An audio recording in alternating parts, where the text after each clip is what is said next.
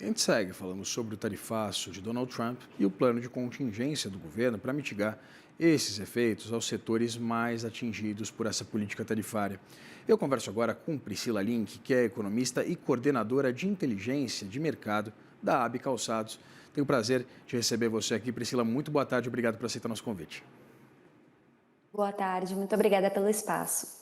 Priscila, a gente acompanhou a presença, né, inclusive com a nossa repórter Cris Noberto, lá de Brasília, do presidente da AB Calçados, o Haroldo Ferreira, nessa reunião com o vice-presidente Geraldo Alckmin na semana passada. Eu queria entender quais foram as demandas levadas pelo setor ao vice-presidente e o que o governo já apresentou como alternativa para vocês. Bom, dentro da indústria calçadista, naturalmente, a gente está falando de um setor que é predominantemente empregador, intensivo em mão de obra, então, de fato, medidas que preservem o emprego na indústria calçadista estão na nossa principal lista de demanda, então acabam sendo as medidas mais necessárias nesse viés vinculado ao mercado de trabalho, mas foram levadas demandas também, como, por exemplo, a ampliação da alíquota do Reintegra para 3% para todos os exportadores, hoje vigente em 0,1%, já foi 3% no passado, visando, de alguma forma, compensar essa competitividade do calçado brasileiro que vem sendo perdida pela tarifa adicional no mercado externo, e além de outras medidas como a própria dilatação de prazos de tributos federais, ou mesmo linhas de crédito, por exemplo, para cobrir adiantamentos de contrato de câmbio, pensando em produtos ou negociações que estavam firmadas e foram canceladas, inclusive de produtos que já estavam produzidos. Então, foram essas as principais demandas do setor levadas ao governo federal. A nossa expectativa é que minimamente, parcialmente delas sejam já atendidas nesse primeiro anúncio que deve ocorrer até amanhã, mas a gente segue na expectativa para ver de fato o que vai ser trazido para o mercado e de que forma que isso pode auxiliar o setor já no curto prazo. Aventa-se muito a capacidade de determinadas indústrias de conseguirem escoar essas exportações que tinham como origem, né, original, como destino, perdão, original, os Estados Unidos.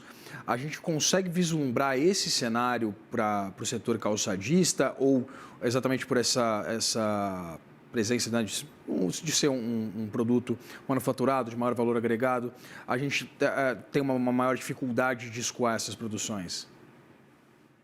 De fato, o produto que é destinado, o calçado destinado para os Estados Unidos, ele tem algumas particularidades, tanto com relação ao produto, quanto com relação ao modelo de negócios que é hoje o predominante na indústria calçadista entre Brasil e Estados Unidos. A gente está falando de um produto que é de maior valor agregado, em sua maior parte um calçado de couro, mas principalmente um produto num formato que a gente chama private label, que é um produto que é negociado, ele é desenvolvido e fabricado muitas vezes com a marca do cliente. Então, e a própria questão da forma, às vezes entre os diferentes mercados, a forma do calçado, a numeração, ela acaba tendo essa divergência. Então, é um produto que a gente não consegue simplesmente realocar para outros destinos, ainda que o setor calçadista brasileiro ele já exporte para mais de 160 países, mas tem nos Estados Unidos o seu principal destino que a gente não consegue realocar para outros mercados, nem mesmo para o mercado interno brasileiro. A gente consegue mensurar, Priscila, qual é a importância do ponto de vista né, percentual das nossas exportações que vão para os Estados Unidos hoje? Hoje, mais de 20% das nossas exportações medidas em dólares são destinadas aos Estados Unidos, é o principal destino do calçado brasileiro, mas principalmente é um calçado de valor agregado, então acaba tendo esse impacto principalmente em termos financeiros, monetários para a indústria calçadista brasileira.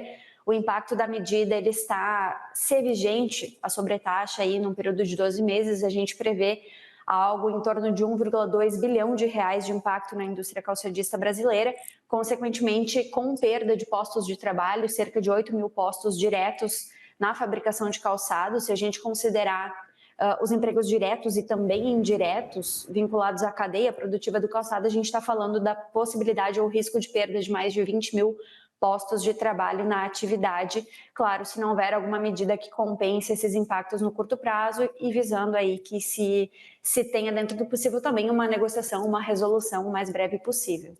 Um cenário bastante preocupante, né, Priscila? Eu queria entender, porque a gente acompanha, por exemplo, que o setor cafeeiro tem ainda uma expectativa muito baseada no que disse o secretário do Tesouro, Howard Lutnick, né, a respeito de que poderia haver algum tipo de isenção ou cota de importação para produtos que não são produzidos nos Estados Unidos, e a gente sabe que o setor calçadista ele é diferente nesse aspecto, né? Eu queria entender hoje como é que é o mercado calçadista nos Estados Unidos. Eles têm uma produção significativa do ponto de vista de calçados, eles dependem de exportações, ou seja, de importações aos Estados Unidos. Eu queria saber de onde vêm esses produtos, se o Brasil ele é competitivo do ponto de vista de preço em relação à China.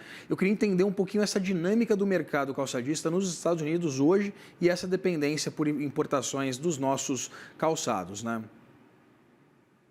Estamos falando dos Estados Unidos, que é nada mais nada menos do que o maior importador de calçados do mundo. É um mercado que importa aí cerca de 2 bilhões de pares por ano, tem um dos maiores consumos per capita. Então, de fato, quando a gente está falando de calçados, é um mercado extremamente relevante e é o nosso principal destino do calçado brasileiro. Apesar de ter alguma produção local, eles são, naturalmente, o consumo ele é basicamente abastecido por importações. A gente sabe que existe uma concentração, assim como em diversos outros setores, muito grande de fornecedores asiáticos, principalmente China, que detém uma participação grande do mercado, e o Brasil se posicionando entre os 10 principais fornecedores de calçados para os Estados Unidos, muito mais posicionado num calçado de maior valor agregado e principalmente o calçado de couro, no qual a gente acaba tendo uma competitividade maior dentro do mercado internacional. Priscila, e a possibilidade de que alguma resposta do ponto de vista de amenização dessa tarifa vinda dos Estados Unidos, isso está fora de cogitação para o setor? A gente busca, numa resolução de longo prazo, minimamente uma tarifa que se equipare ou que nivele a nossa competitividade frente aos outros principais fornecedores. Então, a gente está falando de uma tarifa adicional que está negociada hoje para os países europeus em 15%.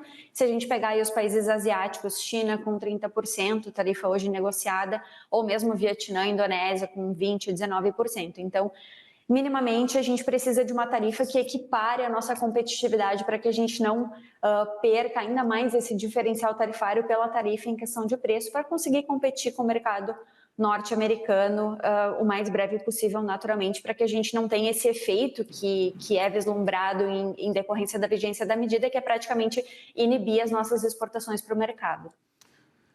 Situação bastante delicada. A gente conversou aqui com Priscila Link, que é economista e coordenadora de inteligência de mercado da AB Calçados, a quem eu agradeço por essa conversa, essa entrevista aqui no CNN Money. Obrigado. Muito obrigada, uma boa tarde. Você também.